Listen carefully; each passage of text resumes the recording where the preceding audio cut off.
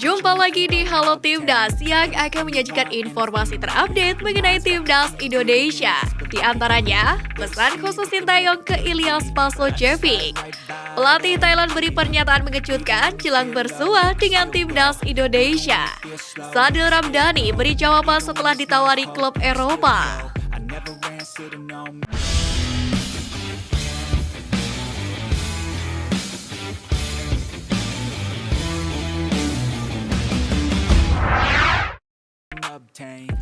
Di Gilas 7-0 skuad Garuda, pelatih Brunei Darussalam marahi panitia Piala AFF 2022. Pelatih tim nasional Brunei Darussalam Mario Campesino Rivera marah-marah usai timnya dibantai Timnas Indonesia 0-7 di lanjutan grup A Piala AFF 2022, di mana dirinya meradang menyalahkan panitia Piala AFF 2022 yang menyusul jadwal pertandingan. Mario menyebut bahwa panitia Piala AFF 2022 tidak memikirkan kondisi pemain dan tim. Tak hanya itu, pelatih berusia 45 tahun itu juga menyebut bahwa Timnas Indonesia lebih diuntungkan karena memiliki jadwal yang lebih longgar. Mario lantas melampiaskan emosinya pada konferensi pers tersebut. Dirinya pun menyebut bahwa panitia Piala AFF tidak mengerti apa-apa soal sepak bola. Pelatih Brunei Darussalam murka dengan kinerja wasit dan hakim garis. Setelah pertandingan menghadapi Timnas Indonesia, pelatih Brunei Darussalam Mario Rivera murka pada kinerja wasit dan hakim garis yang dinilai sangat buruk. Bahkan ia menuduh wasit dan hakim garis yang kebetulan asal Korea Selatan bakal ditraktir oleh pelatih Timnas Indonesia Sintayong kelar pertandingan. Dalam laga tersebut, Timnas Indonesia memang mampu mendominasi penuh pertandingan. Mario Rivera lantas menyatakan tidak senang dengan kepemimpinan wasit Kim Heng-gon dalam laga tersebut. Pelatih berpaspor Spanyol itu lantas menyindir tindakan Sintayong dan hakim garis Kang Dong-ho yang tertawa bersama saat pertandingan berlangsung. Terkuak, Sintayong gunakan babak pertama untuk baca permainan Brunei Darussalam. Timnas Indonesia sempat kesulitan mengatasi perlawanan Brunei Darussalam di babak pertama laga lanjutan grup A Piala AFF 2022.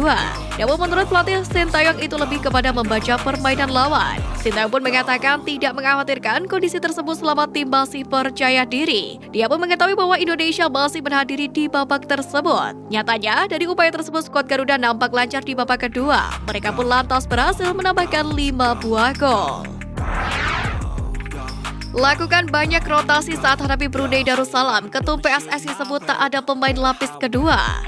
Saat menghadapi Brunei Darussalam, Sintayong hanya menyisakan 3 pemain inti saat menghadapi Kamboja, yakni Egy Maulana Fikri, Asnawi Bakhwalam, dan Nadio Argawindata. Hasilnya skuad Garuda menang 7 gol tanpa balas saat meladeni Brunei Darussalam di kandang. Ketua Umum PSSI Muhammad Iryawan menegaskan tidak ada pemain lapis kedua di Timnas Indonesia menyusul kemenangan besar tersebut. Pria yang akrab dipanggil Iwan Bule itu lantas menyatakan pelatih Sintayong dipastikan telah mengatur strategi termasuk dalam menentukan pemain yang ditentukan saat menghadapi tim-tim yang berbeda.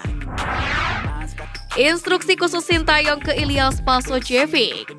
Ilyas Pasojevic menjadi satu dari 7 pemain yang mencetak gol pada laga yang digelar di Stadion KLFA Kuala Lumpur, Malaysia pada Senin malam. Sintayong memberikan pujian kepada pemain yang karib di Sapas Paso tersebut, di mana ia menyebut striker Timnas Indonesia itu menjalankan instruksi yang diberikan yakni untuk terus bergerak, mencari ruang dan fokus untuk mencetak gol. Sintayong pun percaya bahwa Paso akan lebih baik lagi di laga-laga berikutnya. Sintayong belum dapat kabar lanjutan kondisi Syahrian Abimanyu. Gelandang Timnas Indonesia Syahrian Abimanyu terlihat mengalami cedera ketika berhadapan dengan Brunei Darussalam setelah dilanggar di babak kedua. Saat itu Abimanyu langsung mengerang kesakitan dan harus terpincang-pincang. Namun terkait dengan kondisi tersebut, Sintayong belum menerima laporan lebih soal keadaan dari Abimanyu. Tapi secepatnya, Coach Shin akan mencari tahu untuk menyiapkan strategi laga berikutnya. Tentunya harapan tidak terjadi cedera parah dan Abimanyu bisa kembali bergabung dengan Timnas Indonesia. Sebab setelah ini skuad Garuda akan kembali ke tanah air untuk mempersiapkan laga selanjutnya melawan Thailand.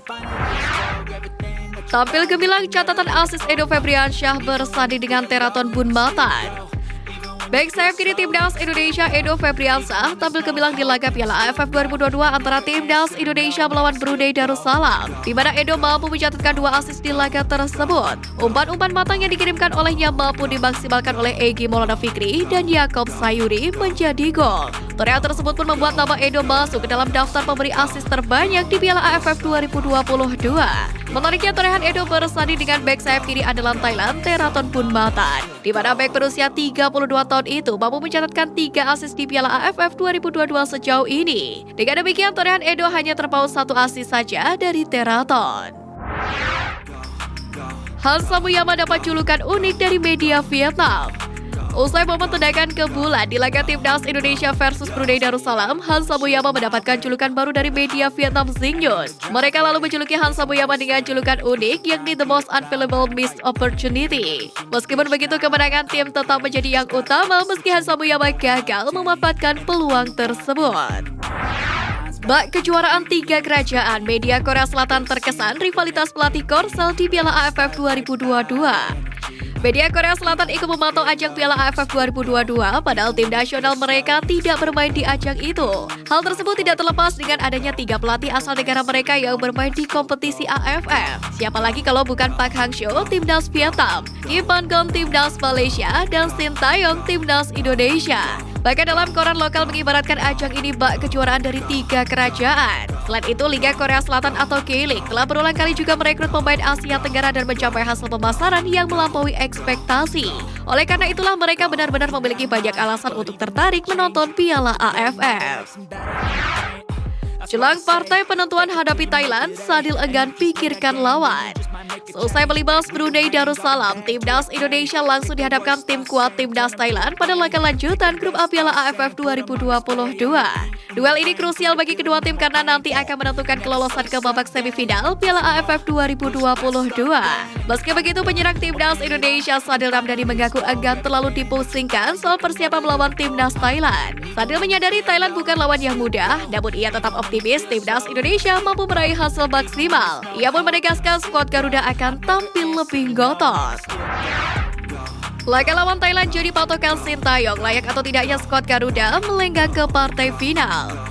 Pelatih Timnas Indonesia Shin Tae-yong mengatakan pertandingan melawan Timnas Thailand dalam laga ketiganya di Grup A Piala AFF ini menjadi penting. Ia menerangkan pertandingan tersebut menjadi patokan skuad Garuda layak lolos ke semifinal atau final nanti. Sebab Thailand dianggap sebagai tim terberat untuk Timnas Indonesia di Grup A ini meski tidak membawa kekuatan penuh di Piala AFF kali ini. Hal itu terlihat dari skuad Gajah Perang yang sukses menghabisi lawannya dalam 2 laga terakhir, di mana Filipina yang dijamu di kandangnya tumbang dengan skor 4-0.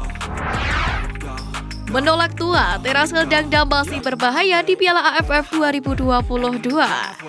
Timnas Indonesia patut waspada terhadap salah satu pemain bintang Thailand, Terasil Dangda. Striker veteran itu masih tampil produktif dan berbahaya di Piala AFF kali ini. Meski telah berusia matang yaitu 34 tahun, Dangda telah melakoni 2 penampilan dengan koleksi 3 gol dan 2 assist sejauh ini. Torehan gol dan assistnya pun berpeluang bertambah, mengingat Thailand masih akan melakoni 2 pertandingan tersisa di babak grup. Bahkan performanya tampak jauh lebih baik dibandingkan di Piala AFF 2020 lalu. Tentu pemain asal klub Thailand BJ Phantom United itu perlu mendapatkan penjagaan ekstra dari lini belakang Indonesia nanti. Pelatih Thailand ingin pemainnya bersenang-senang saat bersua dengan Timnas Indonesia. Manu Polking ingin para pemainnya langsung fokus menantap pertandingan berikutnya melawan Indonesia.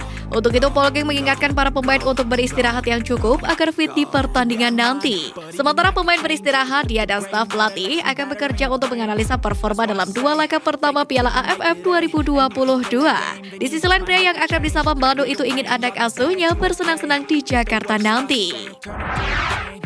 Digunduli Timnas Indonesia, pelatih Brunei Darussalam coba petik hikmah. Mario melihat ada hikmah atau hal positif yang bisa diambil meski dibantai Timnas Indonesia, di mana para pemain Brunei Darussalam sebenarnya tampil semakin baik dalam setiap laga di Piala AFF 2022. Mario juga menyoroti para pemainnya yang masih bisa ciptakan peluang meski sudah kalah jumlah pemain lawan Indonesia. Sekedar informasi, di laga itu Brunei Darussalam total melepaskan 8 tembakan dengan 4 diantaranya tepat sasaran. Dapat tawaran klub Eropa, Sadil Ramdhani akui ingin bertahan di Sabah FC. Sadil Ramdhani menjadi rebutan klub-klub Eropa pada bursa transfer kali ini. Tak tanggung-tanggung, total sebanyak 10 klub Eropa menanti pemain berusia 23 tahun tersebut. Namun winger timnas Indonesia mengaku masih kerasan untuk membela Sabah FC. Hal itu tidak terlepas dari kedekatan hubungannya dengan sang pelatih Ong Kim Swee. Akan tetapi, Sade Ramdhani tidak ingin terburu-buru memikirkan masa depannya. Ex-pemain Bayangkara FC dan Persela Lamongan itu ingin fokus lebih dahulu bersama dengan skuad Garuda di Piala AFF 2022. Lawan Brunei Darussalam, penampilan Egy dicap buruk. Dalam pertandingan melawan Brunei Darussalam, Egy Maulana Fikri dinilai egois selama pertandingan berlangsung oleh salah satu pengamal sepak bola Indonesia, Justinus Laksana. Meski membubuhkan gol di menit ke-59, tetapi Egy tetap dinilai buruk oleh Justin. Hal itu lantaran Egy yang diketahui berperan sebagai striker kedua setelah Ilyas Pasojevic dianggap gagal membuat pola serangan berjalan lebih halus. Justin kemudian membandingkan perubahan pola permainan timnas Indonesia di babak kedua, di mana saat itu Egy Maulana Fikri digantikan oleh Witan Sulaiman, sementara Spaso digantikan oleh Ramadan Sananta pada menit ke-63.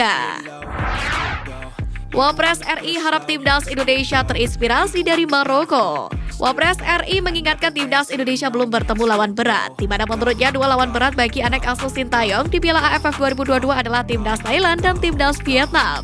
Wapres Ma'ruf Amin sendiri berharap timnas Indonesia bisa menjuarai Piala AFF 2022 kali ini. Oleh karena itu, skuad Garuda disebutnya bisa mengambil inspirasi dari penampilan timnas Maroko di Piala Dunia 2022, di mana sebelumnya Singa Atlas yang tidak diunggulkan justru bisa menjadi kejutan dan melaju hingga semifinal. Sebelum bergeser ke berita selanjutnya, jangan lupa untuk like, comment, subscribe, and turn on notification supaya tidak ketinggalan berita terupdate lainnya mengenai timnas Indonesia hanya dari Halo Timnas.